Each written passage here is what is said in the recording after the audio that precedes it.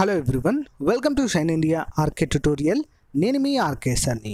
Friends, ఈరోజు మనము digital assistant దీనికి సంబంధించినటువంటి గ్రామ వార్డు సచివాలయ ఉద్యోగాలలోని డిజిటల్ అసిస్టెంట్ అనేటువంటి ఒక రోల్ ఉంది కదా ఫ్రెండ్స్.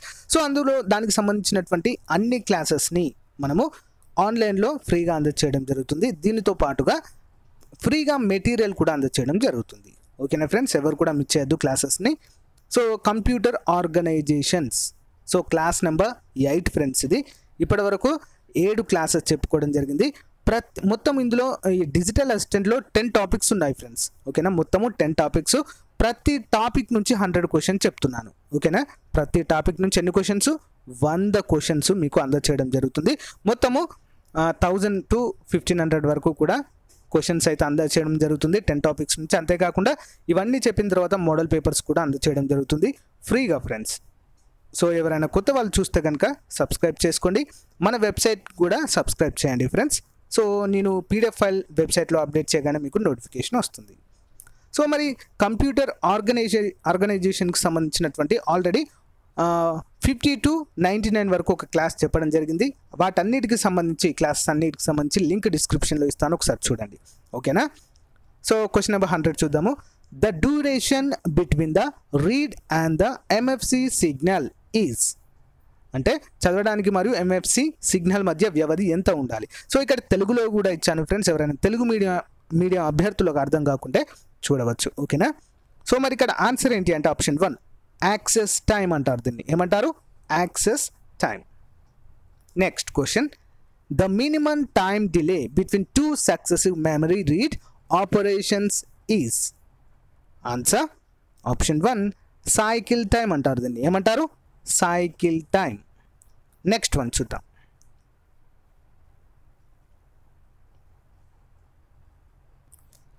నెక్స్ట్ క్వశ్చన్ చూద్దాము. Question number 102. MFC is used to, ఎంఎఫ్సిని దేనికి ఉపయోగిస్తారు? దీనివల్ల ఉపయోగము ఏంటి?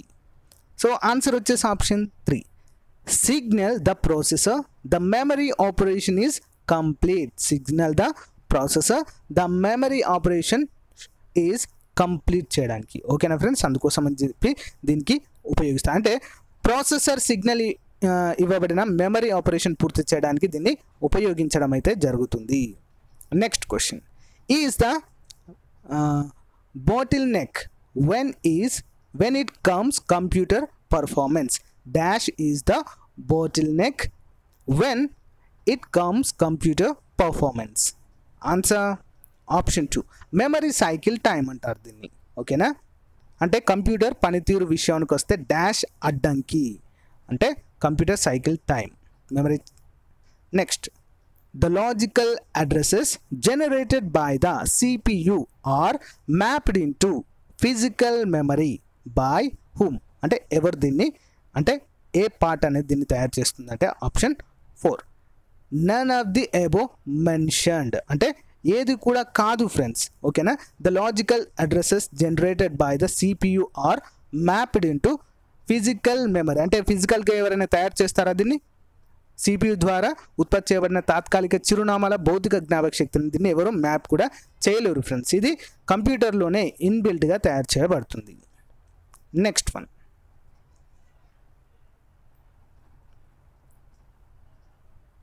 So VLSI stands for, VLSI పూర్తి రూపం ఏంటి? Abbreviation of VLSI. Answer option 1 very large scale integration అంటారు. Very large scale integration. Next one, the cells in a row are connected to a common line are called. Cells అనేవి ఎక్కడ చూస్తాం మనము? స్ప్రెడ్షీట్లో. ఓకేనా, the cells in a row are connected to a common line is called. దాన్ని ఏమంటాము ఆ లైన్ని? Answer option 2 word line అంటాము. దాన్ని ఏమంటాము? Word line. Next one, the cells in each column are connected to, దేనికి కనెక్ట్ చేయబడుతుంది? ప్రతి కాలం కూడా. సెల్స్ అనేవి ద సెల్స్ ఇన్ ఈచ్ కాలంలో ఉన్నటువంటి ప్రతి సెల్ కూడా దేనికి కనెక్ట్ చేయబడతాయి? Answer option 4 sense or write లైన్కి దీన్ని కనెక్ట్ చేయడం అనేది జరుగుతుంది. Sense or write line. Next, the word line is driven by the word line is driven by the. Answer option 2, address decoder. Address decoder. Next one, a 16 into 8 organization of memory cells can store up to, అంటే ఎంతవరకు ఇవి store చేసుకుంటాయి? a 16 into 8 organization of memory cells can store up to, ఎంతవరకు దీన్ని store చేసుకుంటాయి అంటే answer option 4, 128 bits. ఎంత friends? 128 bits. Next, a memory organization that can hold up to 1024 bit and as a minimum of 10 addresses lines can be organized into dash. Answer ఏంటి మరి అంటే option 4, 1024 into 1గా ఇది organise చేసుకోవడం అనేది జరుగుతుంది friends. Next one చూద్దాం. Next 111, circuits that can hold their state as long as a power is applied is. Circuit that can hold their state as long as power is applied dash. Answer option 2, static memory. ఏమంటారు? Static memory ఉన్నంత వరకే. ఓకేనా? Next one, the number of external connections required in 16 into 8 memory organization is. Answer option 1, 14. Next one, the advantage of CMOS SRAM over the transistor ones is. Answer option 4, low power consumption. వీటి ద్వారా అంటే ఉపయోగం ఏంటి అంటే power consumption అనేది చాలా తక్కువగా ఉంటుంది. CMOS SRAM over the transistor అంటే ఈ ట్రాన్సిస్టర్ని యూజ్ చేస్తే పవర్ కన్జంప్షన్ తక్కువగా ఉంటుంది అని అర్థం. Next one, in a 4M bit chip organization as a total of 19 external connections, then it has dash address if 8 data lines are there. Answer option 3, 9 friends. Okay, 9. Next, PROM stands for. PROM stands for. Answer option 1, programmable read only memory. ఏమంటారు దీన్ని? programmable read only memory. Next, the PROM is more effective than ROM chips in regards to dash. Answer option 4, both cost and speed of operation. So the ROM is more effective. PROM is more effective than ROM. అంటే ఎందుకు? PROM అనేది చాలా effective ROM కంటే కూడా. ఎందుకు అంటే chips in integrated to both cost and speed of operation పైన ఆధారపడి ఉంటుంది. అంటే రెండింటిపైన కాస్ట్ మరియు స్పీడ్ పైన దీన్ని మనము డివైడ్ చేయడం జరుగుతుందని అర్థము. Next, the difference between the EPROM and ROM circuitry is dash. Answer option 3, the usage of an extra transistor. The usage of an extra transistor. అంటే తేడా ఏంటి? రెండింటికి మధ్య వ్యత్యాసము ఏంటి? EPROM మరియు ROM ఇవి రెండింటికి మధ్య తేడా ఏంటి అంటే the usage of an extra transistor. అంటే ఎక్స్ట్రా ట్రాన్సిస్టర్స్ అనేవి ఇందులో యూజ్ చేయడం జరుగుతుంది సింపుల్గా, అంతే. అవి రెండింటికి పైన మధ్య తేడా. Next, the ROM chips are mainly used to store. అంటే వీటిని ఎందుకు యూజ్ చేస్తాము? ఎందుకు అంటే మెయిన్ యూసేజ్ ఏంటంటే ఆప్షన్ 3, బూట్ ఫైల్స్ని బూట్ చేయడానికి. మనం మొబైల్లో అప్పుడప్పుడు బూటింగ్ సిస్టమ్ వస్తుంది కదా, రీబూట్ సిస్టమ్ అని. అదేవిధంగా సిస్టంలో కూడా రీబూట్ ఉంటుంది ఫ్రెండ్స్. సో అది ఈ ROM అనేవి చిప్స్ దేనికి యూజ్ చేస్తారంటే బూట్ ఫైల్స్ని, ఓకేనా, చిప్స్ ప్రధానంగా నిల్వ చేయడానికి ఉపయోగిస్తారు. Important question. Next one, the contents the EPROMs are erased by. The contents of the EPROMs are erased by. అంటే EPROMలోని విషయాలను ఎలా తొలగించబడతాయి అంటే దాన్ని ఎలా తీసివేయచ్చు అంటే option 2, exposing the chips to UV rays, ultraviolet రేస్కి వాటిని ఎక్స్పోజ్ చేయడం వలన వాటిని ఎరేజ్ చేయవచ్చు లేదా డిస్మాంటిల్ చేయవచ్చు అని అర్థం. Next one, the disadvantage of the EPROM chips is. అంటే దానివల్ల నిరుపయోగాలు ఏంటి? Answer option 4, the need to remove the chip physically to program it. The need to remove the chips physically to program it అని అర్థం చేసుకోవచ్చు ఇక్కడ. Next one చూద్దాం. The disadvantage of ద EPROM is are. ఏంటి ద డిసడ్వాంటేజ్ ఆఫ్ EPROM ఏంటి మరి? Answer option 1. The requirement of different voltages to read, write and store the information. The requirement of different voltages to read, write and store the information. అంటే సమాచారాన్ని చదవడానికి, రాయడానికి మరియు నిల్వ చేయడానికి వివిధ స్టోరేజ్లు అనేవి అవసరము. ఇదే దీని యొక్క డిసడ్వాంటేజ్గా చెప్పుకోవచ్చు. అంటే అన్నిటికీ మామూలుగా అయితే మామూలు రామ్కి అయితే ఈ వోల్టేజ్ ఇలాంటివి సేమ్ ఉంటాయి. కానీ ఈ EEPROMకి ఏంటంటే EEPROMకి సో డిఫరెంట్గా ఉంటాయి. Okay, the requirement of different voltages మరియు read to write the store information. Next, the memory devices which are similar to EEPROM but differ in the cost effectiveness is dash. Answer option 3. Flash memory అంటారు దీన్ని. ఓకేనా, అంటే memory పరికరాలు EEPROMను పోలి ఉంటాయి కానీ ఖర్చు ప్రభావంలో భిన్నంగా ఉంటాయి. అదేంటంటే ఫ్లాష్ మెమరీ విషయంలో. Next, the flash memories find application in.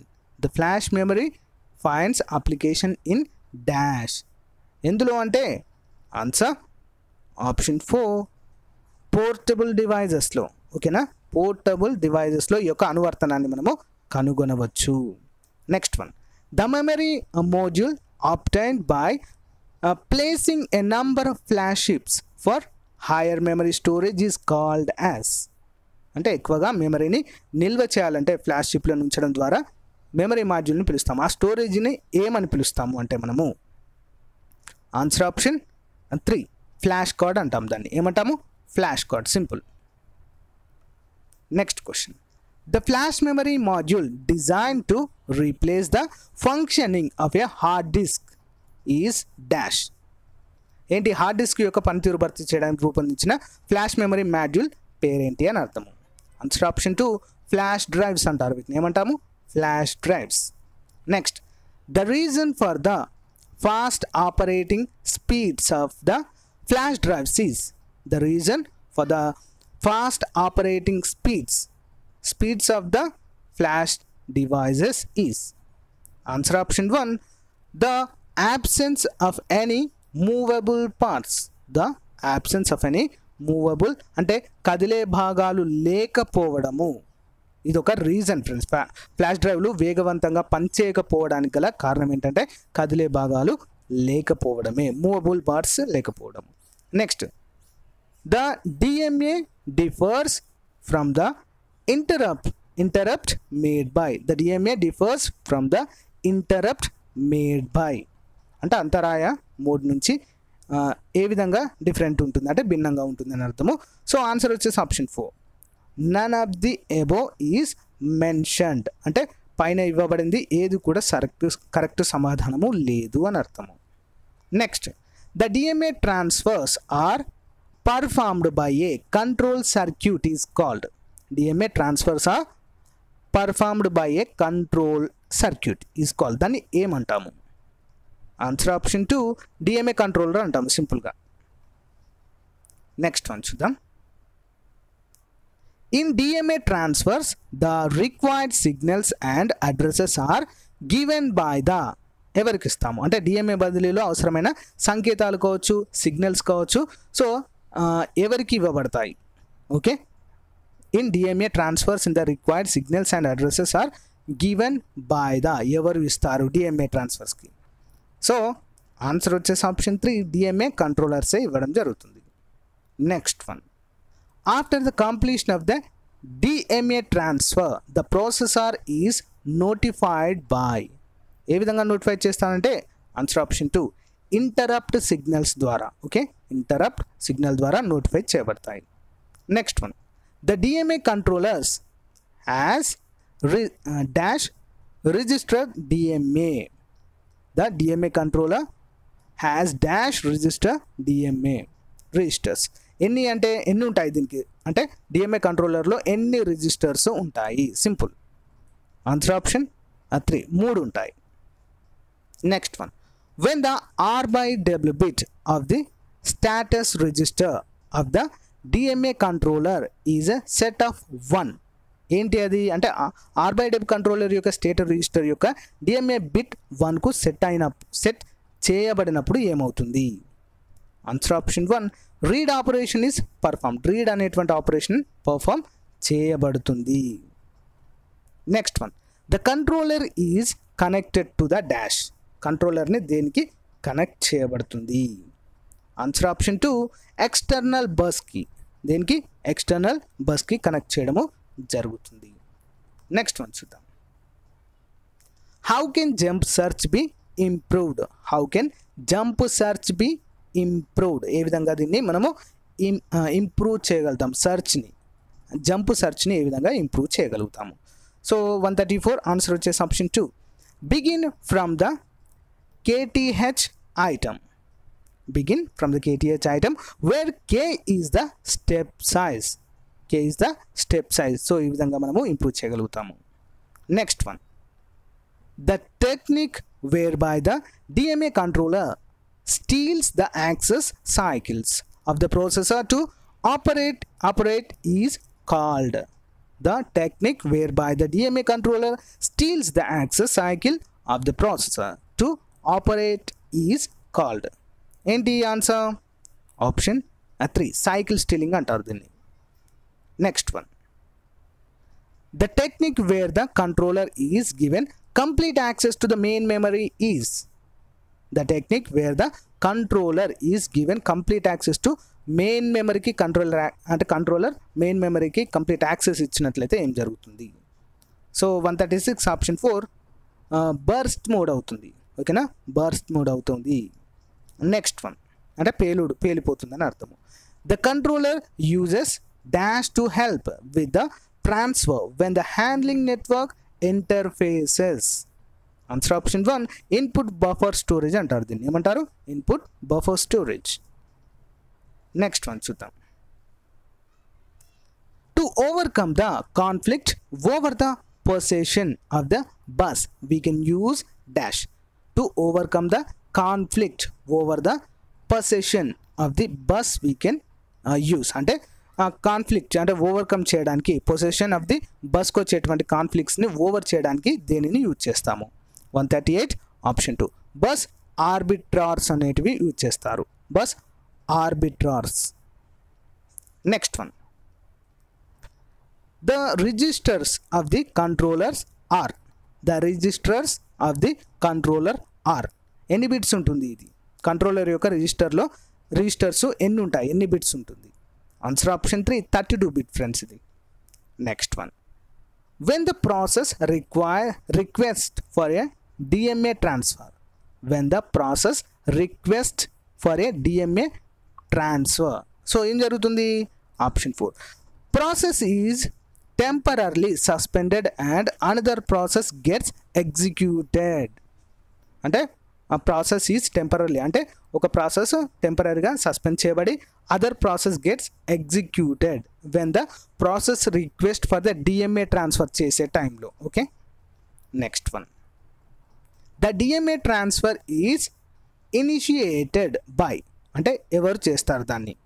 ఎవరు అమలు చేస్తారు? ఇనిషియేట్ ఎవరు చేస్తారు? Answer option 3 IO devices. IO devices. Next one, the numbers are written to the power of the number written to the power of 10 in the representation of decimal numbers are called as. The numbers written in the power of 10 దాన్ని ఏమంటాం అంటే 10 to the power of అని రాస్తాం కదా, వాటిని ఏమని చదువుతాం? Answer option 3 scale factors అంటారు. వాటిని ఏమంటారు? Scale factors. Next one, if the decimal points is placed to the right of the significant digits then the number is called. దాన్ని ఏమంటాము? ఆన్సర్ ఆప్షన్ 2 నార్మలైజ్డ్ అంటాము. ఏమంటాము? Normalised. Next one, dash constitute the representation of the floating number. Dash constitute the representation of floating number. 144 answer వచ్చేసి 4. All of the above mentioned is correct. Sign, significant digits, scale factor. So అన్నీ కూడా సరైనవే. Next one, the sign followed by the string of digits is called as. The sign followed by the string of digits is called. ఏమంటాము? Option 3 mantissa అంటాం. దీన్ని ఏమంటాము? Mantissa అంటాము. Next question చూద్దాం. 146, in IEEE 32-bit representations, the mantissa of the function is said to occupy dash bits. ఎన్ని బిట్స్ని occupy చేసుకుంటుంది? So answer వచ్చేసి option 2 23 bits. Next one, the program is divided into operable parts is called as. The program is divided into operable parts called as. ఏ విధంగా పిలుస్తాము? Answer segments అంటాము. విభాగాలు లేదా segments. Next one, the 32-bit representation of the decimal number is called as. 32-bit representation of decimal number is called as. ఏమని పిలుస్తాము అంటే option 2 single precision అంటాము. Single precision. Next one చూద్దాం. In 32-bit representation, the scale factor is a range of.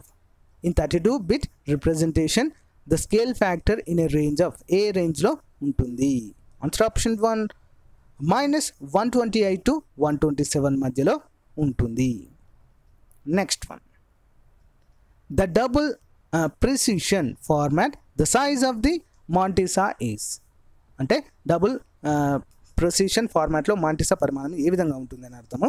Answer option 2 52 bits రూపంలో ఉంటుంది friends. Okay, 52 bits రూపంలో ఉంటుంది. So ఇక్కడ మీకు కీ కూడా ఇవ్వడం జరిగింది ఫ్రెండ్స్. ఇంకా మీకు క్లియర్గా అర్థం కావాలనుకుంటే 1-2 సార్లు క్లాస్ విన్న తర్వాత పీడిఎఫ్ ఫైల్ని డౌన్లోడ్ చేసుకోండి, సరిపోతుంది. ఇప్పటి వరకు చేసిన క్లాసెస్ అన్నీ కూడా పీడిఎఫ్ రూపంలో అందజేయడం జరిగింది. అన్నీ కూడా లింక్ ఇస్తాను ఫ్రెండ్స్, డిస్క్రిప్షన్లో లింక్ ఇస్తాను, డౌన్లోడ్ చేసుకొని చదవండి. Okay, thank you friends, thank you for your time. Have a nice day. Bye.